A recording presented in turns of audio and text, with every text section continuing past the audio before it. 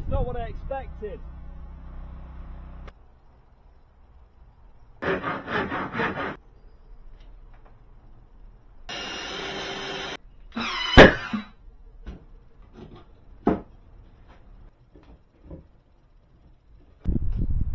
Alright, good morning or good evening, wherever you are.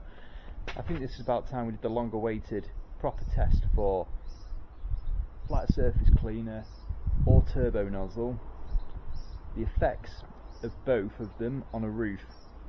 I know there's been videos done before trying to test them both, but it's not been that satisfactory for me. So what I've made up today is this thing down here. So I've got two different turbo nozzles. I've got a single and then a twin-headed one. So it's exactly, with this single one, it's exactly 10 inches from the tip of the nozzle down to the base of the wheel. And then when you put the twin turbo on, obviously everything's reduced a little bit, and so that will be 2 inches closer. That'll be at 8 inches. And then I'm going to do very simple, just a path up and down with turbo nozzle, maybe just up one side of it. Then I'll switch over to the twin turbo nozzle, and we'll put one in the turbo nozzle column. And then I'm going to obviously just take this off, and then I'm going to put the Mossmatic on and just do, I'm not going to go up, down, side to side. I'm just going to do a straight line, because if you imagine, most prominent people online will start on one side, usually left, and they'll just swipe across very slowly. So that's what I'm going to do with this. I'm just going to do a slow motion across at the same speed that the turbo nozzles are done. So I'll do it off the foot pump. I'm going to stand back here, and everything's going to be the same between them. Now, as for the pressure and the water flow, which is the big grey area, I'm going to set both of them up so that when the trigger is down, I can hold the pole out and it'll be perfect. The numbers almost don't matter. I'm going to show you what the numbers are, because I'll put the pressure gauge on it. I might even put the pressure gauge up at this end here, so once it's down, we can get a first-hand look at how much pressure is coming out through the Mossmatic and when I do the turbo nozzles. So this is how I'm going to do it. Bringing it out here. I've got the pressure gauge on there. That's fine. We want to know, obviously, what's the combination that I'm going to use. How am I tweaking the pressure? How am I tweaking the water volume? What I'm going to do, I'm going to keep it standardised by saying the revs is going to be on full, okay? Because in the beginning I used to hear people saying, just leave it on very, very low pressure, keep it on, just tick over. But then those people have changed their views lately and saying, no, these machines are designed to run at full pressure, at full revs in order to turn these pumps, which makes more sense. We better be cautious and just do that. I don't want to drop the revs and then have the pump demanding more work from the machine than it's actually set up to give. So highest revs, and then this is what I'm going to tweak. What shall I do? I'll start with the water, the flow at the lowest. So I will anti-clockwise it as much as I can, and then back a quarter. We'll have a look at what it looks like, and then I'll gradually increase to the point where we are nicely floating, and then we'll have a look at what the pressure gauge says. It's all the way closed, so highest pressure right now. I take it back a quarter of a turn. Right, so to start this, I'm going to go back 10. 1, 2, 3, 4, 5, 6, 7, 8, 9, 10. They're probably, each of those is probably a quarter turn, isn't it? But you could just get the measure. It's whatever I can do like that. So that's where we're starting. I imagine it's going to be pretty low. And then I'm going to work forwards, increasing the pressure from there. It's a little bit for interest as to like what exact PSI am I getting it at to get the carbon fibre pole to float at arm's length. So the first one I get it to, it's about 1700 when I zoom in. I'm not sure if you can see it, But you know, my Mossmatic might be a little bit heavier than whatever you're using. If it's a Turbo Devil or something, your carbon fibre pole might be a little bit heavier or lighter than mine. So don't just take this reading as like the gospel. This is the pressure you need to have for a turbo nozzle. This is the pressure you need to have for a Mossmatic, or you know, for a flat surface cleaner. It's not necessarily the case. And also, when you extend them out, you're gonna need tweaking again. So just go with whatever makes it float. Just keep testing and adjusting before you go up on the scaffold.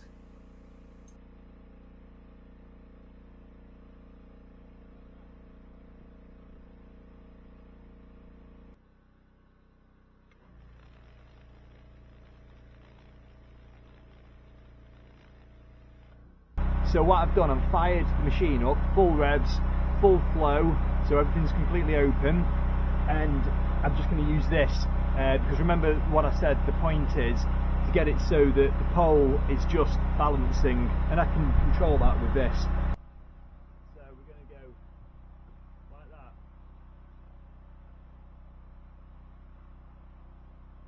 Okay.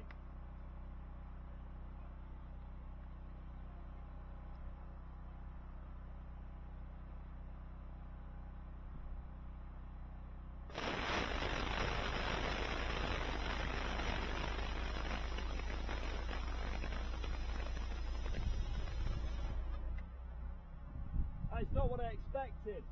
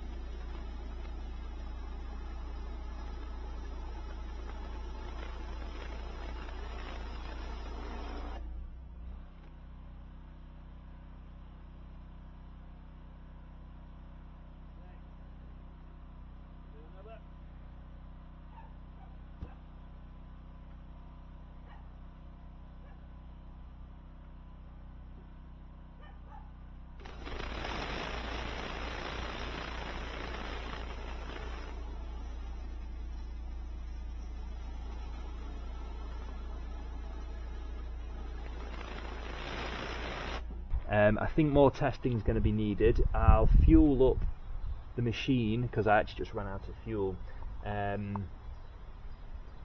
Initially, I'm not seeing a huge amount in it. Of course, the one thing I'll say about the turbo nozzle is you're not always going to guarantee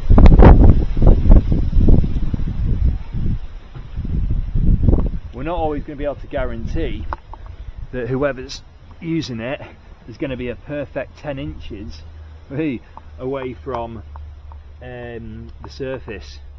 Obviously there's going to be some up and down and up and down, so I'm pretty sure if I ran another test where I dropped the turbo nozzle even lower, we're going to see something more damaging than that. Whereas the flat surface cleaner, you know that if you're going at the steady pace, it's not going to get worse than that. So there's less variables in the flat surface cleaner, i.e. the distance away from the surface will never change. So the only thing you've got to worry about is making sure that you are keeping in, an even pattern of movement across. If that makes sense. Whereas with the turbo nozzle, yes, you've got to keep the movement smooth, but you've also got to keep the height, the distance away quite smooth. Okay, I'm not satisfied. I'm going to do a bit more testing.